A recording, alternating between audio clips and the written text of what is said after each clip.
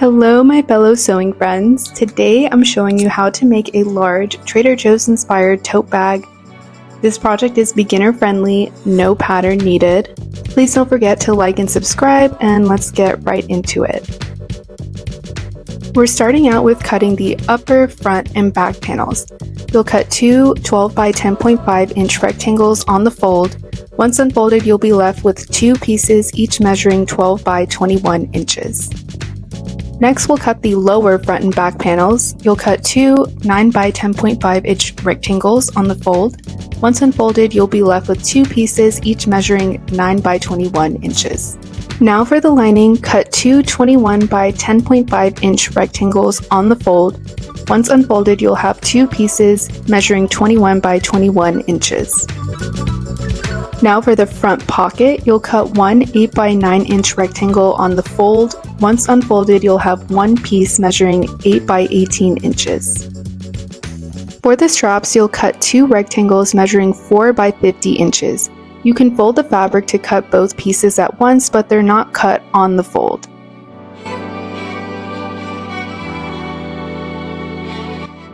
I'm using Fusible midweight interfacing for this project. You'll want to cut two 21 by 21 inch pieces the same size as your lining and iron them on. I added interfacing to all my pieces on this project since my fabric was a little sheer, but that's totally optional. You really only need it for the lining. But here are all the pieces fully cut out and ready to sew. Moving on to making the straps, you'll fold your strap in half lengthwise and press to crease.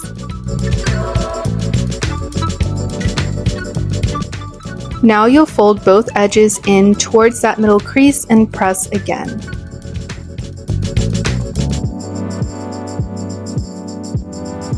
Now you'll fold the strap in half once again, encasing those edges, and press to crease.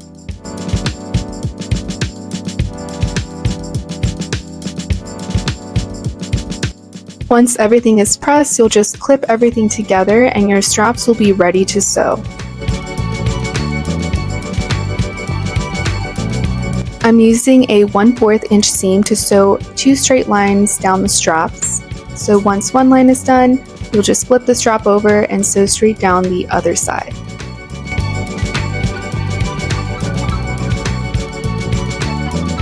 Here's what it should look like when you're done. You'll just want to repeat on the other strap and both your straps will be ready to go. Now we'll be working on making the front pocket. So you'll fold your pocket in half widthwise and sew across this indicated line. I'm using a 1/8 inch seam allowance here. Once it's sewn, you'll want to flip it inside out, press the seam with an iron, and then you'll top stitch along that seam. Here I'm using a 1/4 inch seam allowance, and once you're done, your pocket is ready to go. Moving on to attaching the pocket to the front upper piece, you want to take your front upper piece. I like to mark the center point so that I can center the pocket. You want to center and pin the pocket onto the front upper piece. Keep in mind you'll be leaving the top edge unsewn, and you'll sew across these indicated lines. Here I'm using a 1/4 inch seam allowance.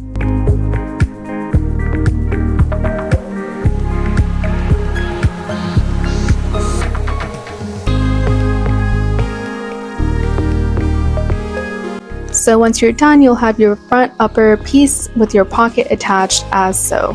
Next we'll be attaching the straps to the front and back upper pieces.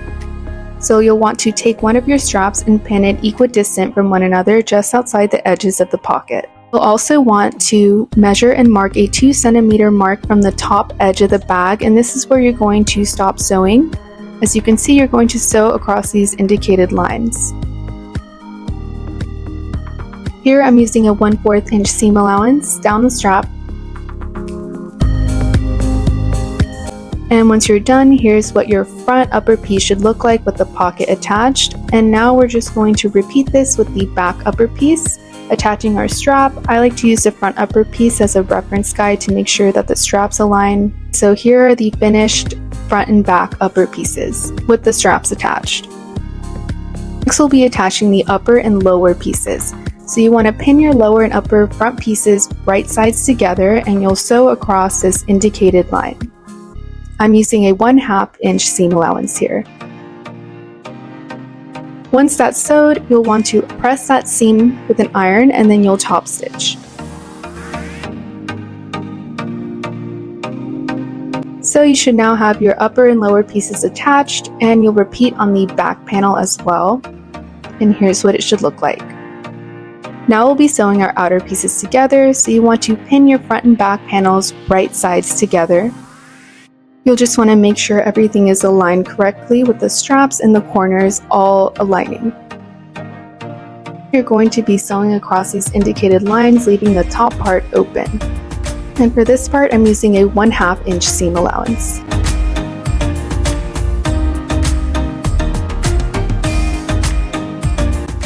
Here's what it should look like so far once you're done with this set.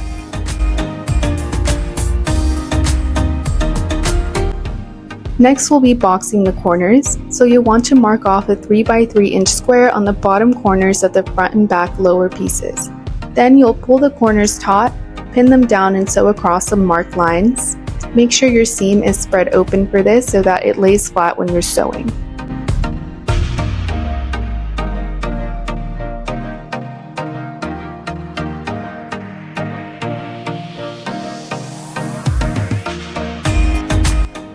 Once you're done, you'll clip the excess fabric off, then you'll repeat on the other corner, and you should be left with something like this. Next, we'll be sewing the lining together.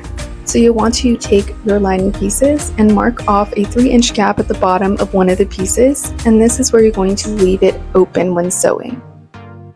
Pin your lining pieces right sides together, leaving the top open, and you'll sew across the indicated lines, once again leaving that gap at the bottom.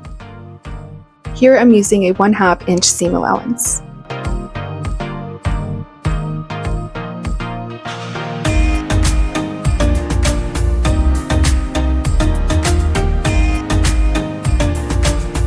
So here's what it should look like once you've attached your lining pieces together with that bottom gap open. Now we'll be boxing the corners of our lining fabric the same way we did for the outer fabric. You'll mark off a 3 by 3 inch square on the bottom corners of the front and back lining pieces.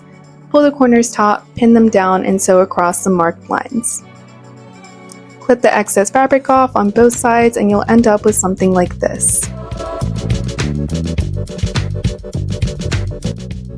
Now we'll be attaching the lining to the outer bag, so you'll stuff the outer bag right sides out into the lining wrong sides out.